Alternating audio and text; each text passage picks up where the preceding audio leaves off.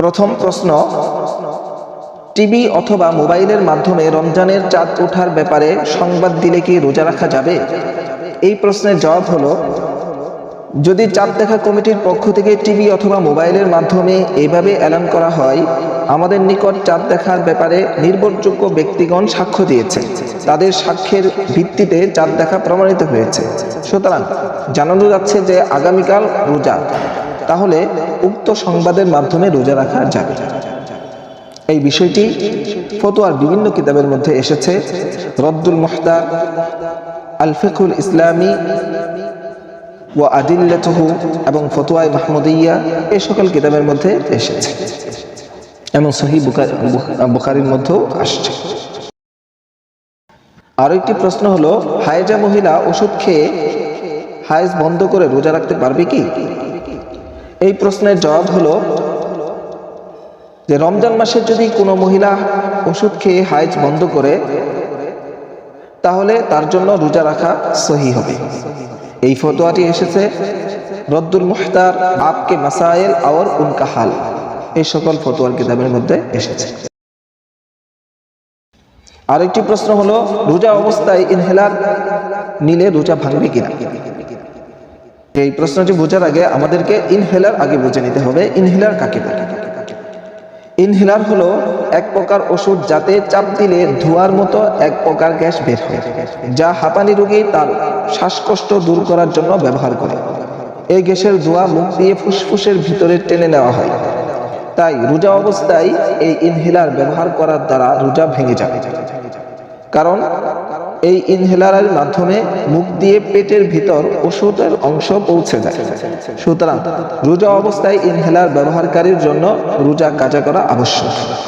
এই মাসালাটি এসেছে রদ্দুল মুহতার,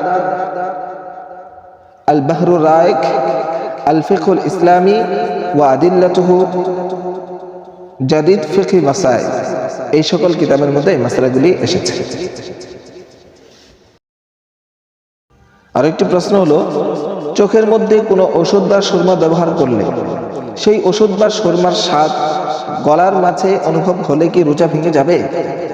এই প্রশ্নের জবাব হলো, রোজা থাকা অবস্থায় যদি কেউ চোখের মধ্যে কোনো ওষুধ বা সুরমা ব্যবহার করে, তাহলে তার রোজা ভাঙবে না, যদিও সে ওষুধের স্বাদ গলার ভিতরে অনুভব হয়।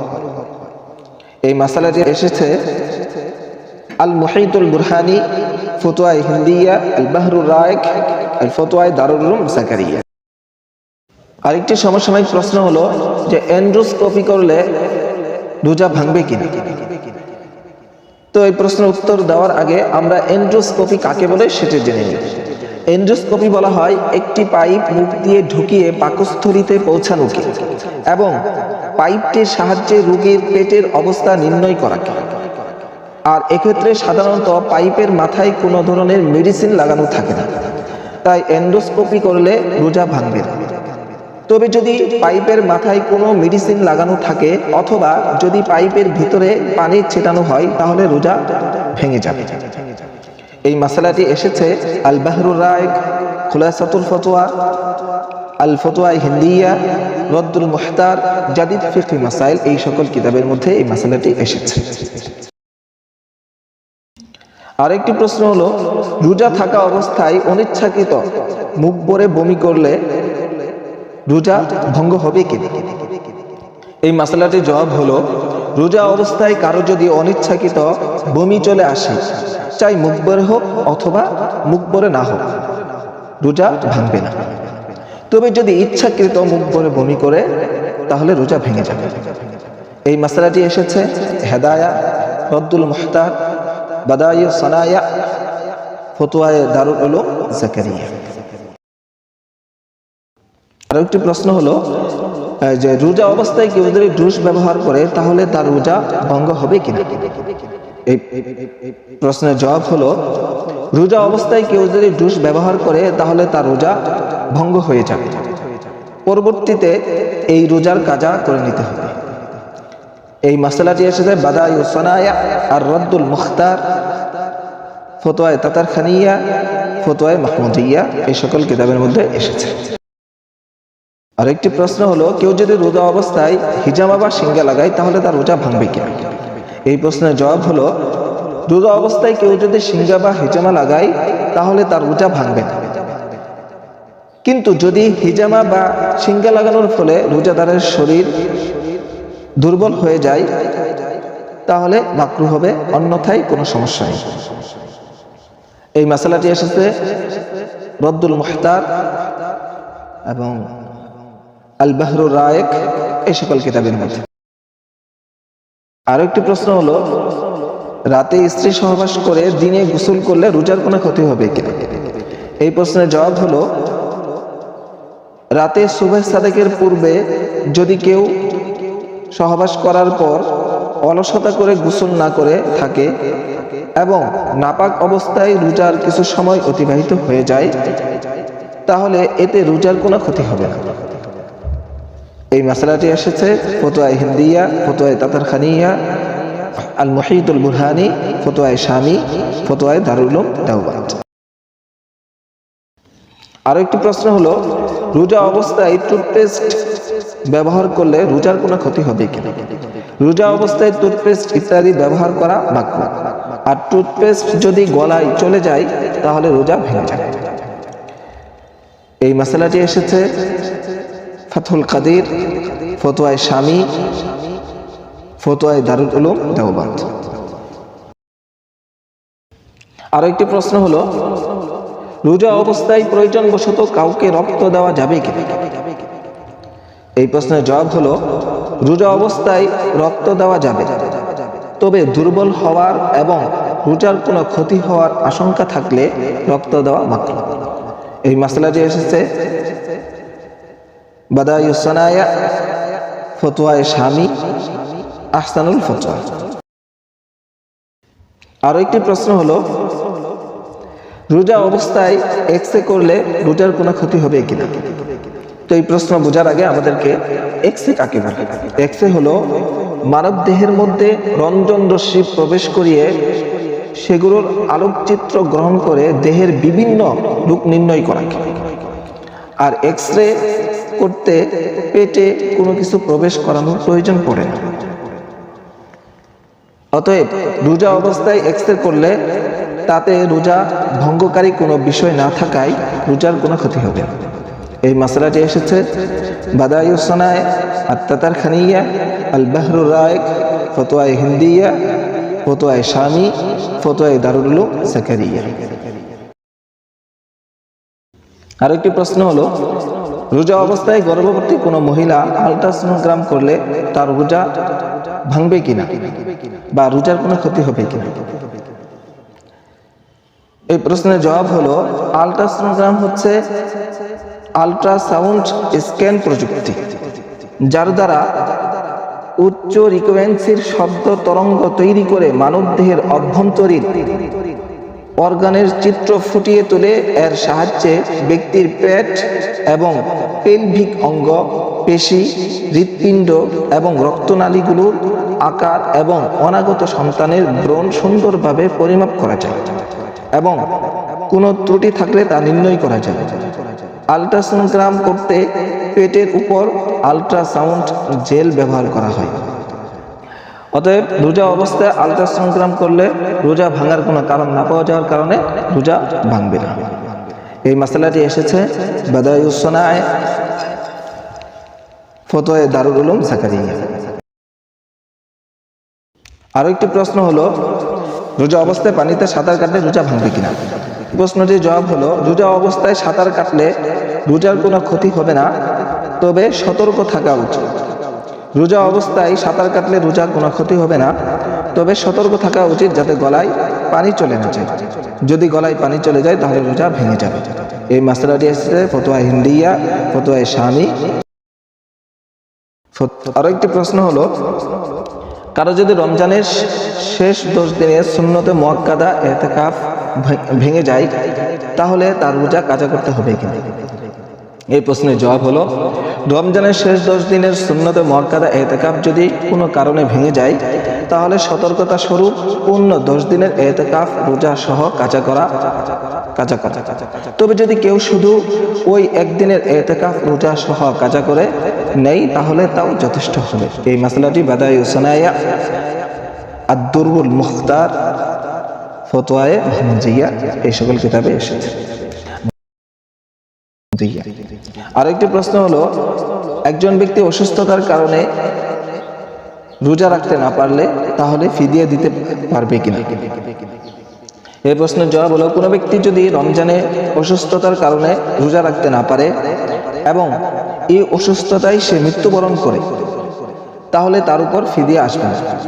তবে যদি সে ছুটে যাওয়া রোজা আদায় করতে পারে, এই পরিমাণ সুস্থ থাকার পর মারা যায় বা সুস্থ হওয়ার পর অসুস্থ হয়ে যায়, তাহলে ছুটে যাওয়া রোজাগুলোর জন্য ফিদিয়া দিতে হবে। আর ফিদিয়া আদায়ের করার পর যদি ব্যক্তির শরীরে রোজা রাখার মতো শক্তি সঞ্চারিত হয় তাহলে ফিদিয়ার হুকুম বাতিল হয়ে যাবে এবং করা আবশ্যক হবে। এই মাসলাটি বাদায়ুস সানায়ে এবং ফতোয়ায়ে হিন্দিয়া এবং ফতোয়ায়ে কাসেমিয়াতে এসেছে। আরো একটি মাসালা হলো, আরো একটি প্রশ্ন হলো যে কোন কোন জিনিস দ্বারা ফিদিয়া আদায় করা যায়? এই প্রশ্নের জবাব হলো যে কোনো ব্যক্তি যদি গম কিশমিশ দ্বারা ফিদিয়া আদায় করে তাহলে অর্ধসা তথা 1 কেজি 592 গ্রাম পরিমাণ আদায় করবে। আর যদি খেজুর বা জব দ্বারা ফিদিয়া আদায় করে তাহলে 1 সা তথা 1 কেজি 184 গ্রাম পরিমাণ আদায় করবে, কিংবা এসবের মূল্য প্রদানের মাধ্যমে ফিদিয়া আদায় করবে। এই মাসালাটি আছে ফতোয়া কাজী খান, হাশিয়াতুত তাহতাবি আলাদ্দুর এবং হাশিয়াতুত তাহতাবি আল মারাকিল ফালা। রোজা অবস্থায় ইনজেকশন নিলে রোজা ভেঙে যায় কিনা? এই প্রশ্নের জবাব হলো, রোজা অবস্থায় পেটে বা মস্তিষ্কের স্বাভাবিক রাস্তা দিয়ে অর্থাৎ মুখ, নাক ও পায়খানার রাস্তা দিয়ে কোনো কিছু প্রবেশ করলে রোজা ভেঙে যায়। এটাই উলামায়ে কেরামের সর্বসম্মত সিদ্ধান্ত। আর ইনজেকশনের মাধ্যমে ওষুধ শরীর বা পেটের মধ্যে পৌঁছলেও স্বাভাবিক রাস্তা দিয়ে তা পৌঁছে না, সুতরাং এর দ্বারা রোজা ভেঙে যাবে না। অনেকে মনে করে যে ইনজেকশন দ্বারা তো ক্ষুধা দূর হয় এবং তার দ্বারা খানা পিনার কাজ হয়, এর দ্বারা রোজা ভেঙে যাওয়ার কথা, কিন্তু তাদের এ ধারণা সহি নয়। কেননা গোসল করলে বা কুলি করলে বা এয়ার কন্ডিশন রুমে বসলে অনেকাংশেই তৃষ্ণা নিবারণ হয়, কিন্তু এতে কি রোজা ভেঙে যায়? মোট কথা হলো, শুধু তৃষ্ণা আর ক্ষুধা নিবারণের হলেই তাতে রোজা ভেঙে যাবে না, বরং পেটে বা দেমাগের মধ্যে স্বাভাবিক রাস্তা দিয়ে কোনো কিছু প্রবেশ করলে বা করালে তার দ্বারা রোজা ভেঙে যায়। এই মাসালাটি এসেছে বাদায়ুস সানায়া ফতোয়ায়ে দারুল উলুম এবং আহসানুল ফতোয়াতে এসেছে। আরেকটি মাসালা হলো, রোজা অবস্থায় স্যালাইন দিলে রোজা ভেঙে যাবে কেন? রোজা অবস্থায় স্যালাইন নেওয়ার দ্বারা রোজা ভঙ্গ হয়, কারণ রোজা ভঙ্গ হয় স্বাভাবিক রাস্তা দিয়ে পাকস্থলী বা মস্তিষ্কে কোনো কিছু প্রবেশ করার দ্বারা। আর স্যালাইন যে ধরনেরই হোক না কেন তার স্বাভাবিক রাস্তা দিয়ে পাকস্থলী বা মস্তিষ্কে প্রবেশ করে না, কেননা স্যালাইন প্রবেশ করানো হয় শিরা দিয়ে, আর শিরার সাথে পাকস্থলী বা মস্তিষ্কের সরাসরি কোনো যোগাযোগ নেই। কাজেই প্রশ্নে বর্ণিত দিনে যদি রোজা ভাঙ্গা হওয়ার অন্য কোনো কারণ না পাওয়া যায় তাহলে শুধু স্যালাইন দেওয়ার কারণে রোজা ভঙ্গ হবে না। অবশ্যই রোজা অবস্থায় বিনা ওজরে গ্লুকোজ জাতীয় স্যালাইন যার দ্বারা ক্ষুধা নিবারণ হয় তা ব্যবহার করা মাত্র, কিন্তু ওজরবশত যদি নেওয়া হয়ে থাকে তাহলে সেটা মাত্র হবে না। আর একটি মশলা হলো, রোজা অবস্থায় সন্তানকে দুধ পান করানো যাবে কিনা? এই প্রশ্নের জবাব হলো যে কোনো মহিলা যদি রোজা অবস্থায় সন্তানকে দুধ পান করায় তাহলে এতে রোজার কোনো ক্ষতি হবে না, কেননা শরীর থেকে কোনো কিছু বের হলে রোজা ভেঙে যায় না, কারণ পানাহার ও স্ত্রী সহবাস বর্জন করার নামই হচ্ছে রোজা। সুতরাং রোজা অবস্থায় স্বাভাবিক রাস্তা দিয়ে কোনো কিছু পেটে অথবা মস্তিষ্কে প্রবেশ করলেই কেবল রোজা ভেঙে যায়।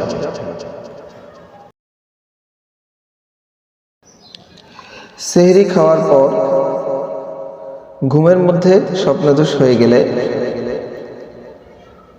তাহলে তার রোজা ভেঙে যাবে কিনা? যদি রোজা থাকা অবস্থায় দিনের বেলা কারো স্বপ্নদোষ হয়ে যায় তাহলে তার রোজা ভাঙবে না, রোজার কোনো ক্ষতি হবে না। তবে এই রোজার এই ফরজ গোসল আদায় করার সময় একটু সতর্কতার সাথে কুলি করতে হবে এবং নাকে পানি পৌঁছাতে হবে, গড়গড়ায় কুলি করা যাবে না। আরো একটি প্রশ্ন হলো, রোজা অবস্থায় কেউ যদি বিড়ি সিগারেট পান করে তাহলে তার রোজা ভেঙে যাবে কিনা? এই প্রশ্নের জবাব হলো, কেউ যদি রোজা থাকা অবস্থায় বিড়ি সিগারেট পান করে বা রোজার কথা স্মরণ থাকা অবস্থায় ধোঁয়া মুখ দিয়ে পেটের ভিতরে টেনে নেয় তাহলে রোজা ভেঙে যাবে। আরো একটি প্রশ্ন হলো, রমজান মাসে সাহারির জন্য মসজিদের মাইকে ডাকাডাকি করা হয়, এটা ইসলামী শরিয়া মতে কোনো অসুবিধা আছে কি? এই প্রশ্নের জবাব হলো, রমজান মাসে মসজিদে মাইক দিয়ে এলাকার লোকদেরকে সেহরি খাওয়ার জন্য প্রয়োজন পরিমাণ ডাকাডাকি করা এবং সেহরির সময় বলে দেওয়া জায়েজ আছে। কিন্তু ডাকাডাকিতে প্রয়োজনের অতিরিক্ত হামদ, নাত, গজাল, জিকির ইত্যাদি আরম্ভ করে ব্যক্তিগত ইবাদতে বিঘ্নতা সৃষ্টি করা, তেমনিভাবে রুগ্ন অসুস্থ ব্যক্তিদের ঘুম ও আরামে বিঘ্ন সৃষ্টি করা মোটেই ঠিক না। এটা ফতোয়া শামিতে এসেছে এবং আল ফিকুল ইসলামীতেও আসছে। আরেকটি প্রশ্ন হলো, রোজাদার ব্যক্তির জন্য রোজা অবস্থায় দাঁতে গুল ব্যবহার করার হুকুম কি? এই প্রশ্নের জবাব হলো, অভ্যাসগতভাবে যারা গুল ব্যবহার করে তাদের রোজা অবস্থায় গুল ব্যবহার করলে রোজা ভেঙে যাবে এবং কাজা ও কাফারা আদায় করতে হবে। আর যদি অভ্যাসগত না হয় বরং দাঁতের কোনো উপকার বা দাঁত পরিষ্কারের লক্ষ্যে গুল ব্যবহার করে তাহলে গলার ভেতর তার প্রতিক্রিয়া অনুভূত না হওয়া পর্যন্ত রোজা ভেঙে যাবে। এই ফতোয়াটি ফতোয়া হিন্দিয়া এবং খুলাসাতুল ফতোয়া আরো অনেক কিতাবেই এসেছে। আরেকটি প্রশ্ন হলো যে মহিলাগণ পাকঘরে রান্না করার সময় প্রায়ই নাকে ও গলায় ধোঁয়া চলে যায়, এতে রোজা ভেঙে যাবে কিনা? এই প্রশ্নের জবাব হলো, রান্না করার সময় নাক মুখ দিয়ে অনিচ্ছাকৃতভাবে ধোঁয়া প্রবেশ করলে রোজা ভেঙে যাবে না। ইচ্ছাকৃত ধোঁয়া নাক মুখ দিয়ে প্রবেশ করালে রোজা ভেঙে যাবে। এই ফতোয়াটি এসেছে বাদাইউস সানায়া এবং হেদায়া আরো ফতোয়ার কিতাবে আসছে। আরো একটি প্রশ্ন হলো, রোজা অবস্থায় শরীর থেকে রক্ত বের করলে রোজা ভেঙে যাবে। এই প্রশ্নের জবাব হলো, রোজা অবস্থায় শরীর থেকে রক্ত বের করলে রোজা নষ্ট হয় না। তবে রক্ত বের করার দ্বারা দুর্বল হয়ে যাওয়ার, শক্তি হারিয়ে ফেলার আশঙ্কা হলে রক্ত বের করা মাকরুহ বলে বিবেচিত হবে। আরেকটি প্রশ্ন হলো যে ইনজেকশন বা স্যালাইন খাবারের চাহিদা পূরণ করে তা ব্যবহারের দ্বারা রোজা ভাঙবে কিনা? এই প্রশ্নের জবাব হলো, রোজা থাকা অবস্থায় খাবারের চাহিদা মিটায় এমন ইনজেকশন বা গ্লুকোজ স্যালাইন ব্যবহার করার দ্বারা রোজা নষ্ট হবে না, তবে প্রয়োজন ব্যতীত হলে মাকরুহ হবে।